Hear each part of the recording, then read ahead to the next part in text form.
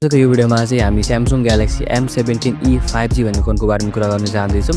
यो फोन चाहिँ भर्खरै इन्डियामा लन्च भएको छ। नेपालमा कहिले लन्च हुन्छ मैले तपाईहरुलाई त्यो पनि इन्फर्मेसन दिन्छु र यो फोनमा चाहिँ तपाईले कस्तो खालको स्पेसिफिकेसन र फिचर्सहरु पाउनुहुन्छ त्यसको बारेमा पनि म तपाईहरुलाई भन्न गइरहेको छु।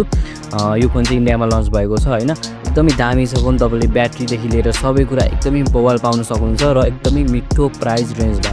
सो त्यो प्राइस रेन्जमा चाहिँ यसले कतिको भ्यालु प्रोभाइड गर्छ त्यही प्राइस रेन्जमा मार्केटमा अरू फोनहरु पनि पाइन्छन्। अरू बेस्ट हुन्छ कि यो बेस्ट हुन्छ भनेर चाहिँ सबै कुराको इन्फर्मेसन चाहिँ आजको यो भिडियोमा मैले तपाईहरुलाई दिनेवाला छु। सो यदि तपाईहरु चाहिँ नेपाली मार्केटमा एउटा राम्रो खालको स्मार्टफोन भर्खरै लन्च भएको एकदमै कम बजेटमा 5G स्मार्टफोन किन्ने सोचिराख्नु भएको छ भने आजको यो भिडियोलाई लास्टसम्म हेर्नुहोला। सबभन्दा पहिला चाहिँ यो फोनको डिजाइन र बिल्ड क्वालिटीको बारेमा कुरा गरौँ। तपाईले चाहिँ यो फोनमा सिम्पल प्लास्टिकको बिल्ड क्वालिटी पाउन सक्नुहुन्छ जसमा तपाईले एकदमै राम्रो खालको मोडर्न लुक्स पनि पाउन सक्नुहुन्छ। एकदमै स्लिम खालको छ यो फोन। तपाईको IP54 सम्मको तपाईले रेटिङ पाउन सक्नुहुन्छ। अलिअलि तपाईको पानीहरु डस्टहरु यसले खटाउन सक्छ हैन। अनि तपाईको एकदमै राम्रो खालको छ डिजाइन पनि र बिल्ड क्वालिटी पनि तपाईको एकदमै राम्रो छ। ओभरअल भन्नुपर्दा चाहिँ तपाईको एकदमै मोडर्न टाइपको लुक्स र अलिकति प्रिमियमनेस भएको सिम्पल टाइपको डिजाइन चाहिँ तपाईले यो फोनमा पाउन सक्नुहुन्छ। हातमा छोप्दा पनि ह्यान्डल गर्दा पनि यताउता सबै कुरा चाहिँ तपाईको एकदमै कम्फर्टेबल छ। सो डिजाइन र बिल्ड क्वालिटी चाहिँ प्राइस अनुसार चाहिँ एकदमै राम्रो छ। यो फोनको डिस्प्लेको बारेमा कुरा गर्नु पर्दा 6.7 इन्चको HD+ डिस्प्ले तपाईले पाउन सक्नुहुन्छ। 120 हर्ट्ज रिफ्रेश रेट भएको अनि 120 हर्ट्ज रिफ्रेश रेट भनेको चाहिँ एकदमै स्मुथ खालको रिफ्रेश रेट हो हैन। तपाईले एकदमै स्मुथ खालको डिस्प्ले चाहिँ यसमा एक्सपिरियन्स गर्न सक्नुहुन्छ। बाकी त्यस्तै खासै केही छैन डिस्प्लेमा चाहिँ। मेन भनेको जो तपाईको 120 हर्ट्ज डिस्प्ले भएको रिफ्रेश रेट तपाईले पाइराख्नु भएको छ यति कम प्राइसमा। अनि डिस्प्लेको साइज पनि तपाईको एकदमै ठुलो छ। तपाईले एकदमै राम्रो खालको कलर ग्रेडिङहरु कलरको क्वालिटीहरु पनि पाउन सक्नुहुन्छ। सो मुभिजहरु हेर्दा फेरि गेमिङहरु गर्दाखेरि सोशल मिडियाहरु चलाउँदा फेरि चाहिँ तपाईलाई चाहिँ खासै त्यस्तो प्रब्लम चाहिँ तपाईले फेस गर्नु पर्दैन। सो डिस्प्ले पनि यो फोनको चाहिँ राम्रै लाग्यो मलाई। अब यो फोनको परफर्मेन्सको बारेमा कुरा गर्नु पर्दा MediaTek Dimensity 6300 भन्ने तपाईले प्रोसेसर पाउन सक्नुहुन्छ। 6GB सम्मको चाहिँ तपाईले RAM यो फोनमा पाउन सक्नुहुन्छ। सो सोशल मिडियाहरु युट्युबहरु अनि हल्का फुल्का गेमिङहरु तपाईले विदाउट एनी प्रब्लम चाहिँ यो फोनमा रन गर्न सक्नुहुन्छ। बट हेभी गेमिङ चाहिँ एक्सपेक्ट नगर्नु होला। एकदमै तपाईको चाहिँ के भन्छ डेली टास्कहरुको लागि हुने टाइपको तपाईको परफर्मेन्स छ। हेभी गेमिङ तपाईले यसमा गर्न सक्नुहुँदैन हैन।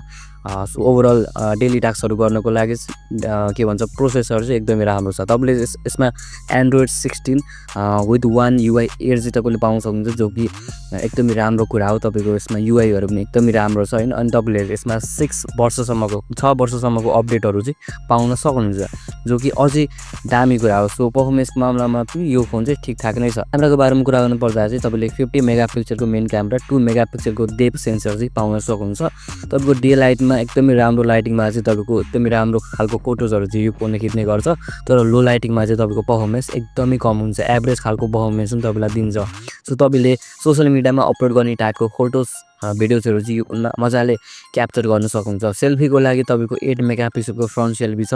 1080p सम्म चाहिँ तपाईले भिडियोजहरु रेकर्ड गर्न सक्नुहुन्छ। सो खासै त्यस्तो स्पेशल छैन क्यामेरा बट तपाईले चाहिँ काम चलाउ टाइपको हुन्छ नि एउटा सिम्पल टाइपको तपाईले क्यामेरा पनि यो फोनमा पाउन सक्नुहुन्छ।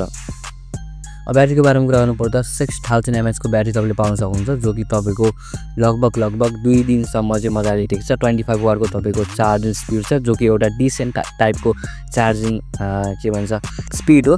ब्याट्री चाहिँ तपाईको राम्रै छ। 6000 mAh को ब्याट्री यो प्राइस रेन्जमा भनेको एकदमै राम्रो कुरा हो। अनि तपाईको चार्जिङ स्पिड चाहिँ ठीकठाक नै लाग्यो मलाई चाहिँ। अब प्राइसको बारेमा कुरा गर्नु पर्दा नेपालमा लन्च भएको छैन त्यही पनि एक्सपेक्टेड प्राइसको बारेमा कुरा गर्नु पर्दा तपाईले यो फोनलाई लगभग 20000 सम्म चाहिँ मजाले नेपालमा चाहिँ पाउन सक्नुहुन्छ हैन।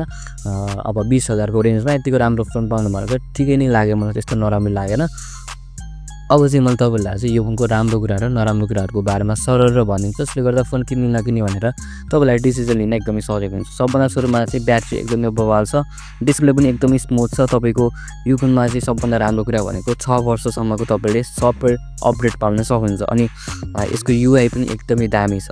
यो चाहिँ भयो यसको राम्रो कुराहरुको बारेमा। अब केही न केही चाहिँ यसमा कमी कमजोरीहरु छ। जस्तै यसमा चाहिँ तपाईले HD+ मात्र रिजोल्युसन पाउन सक्नुहुन्छ। क्यामेरा सेटअप एकदमै बेसिक टाइपको छ। एकदमै बेसिक टाइपको छ।